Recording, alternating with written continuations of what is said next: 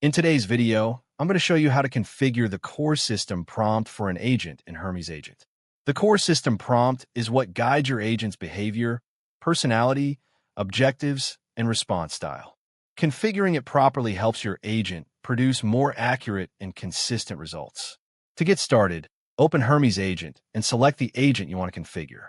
Locate the prompt configuration field or instruction text box used to define how the agent should behave.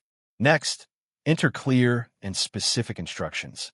Describe the agent's role, the tasks it should perform, the tone it should use, and any rules or limitations it should follow.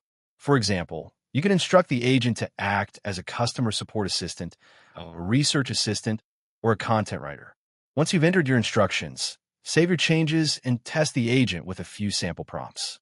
Review the responses and refine the instructions as needed to improve performance. And that's all there is to it. You've successfully configured the core system prompt for your agent in Hermes Agent.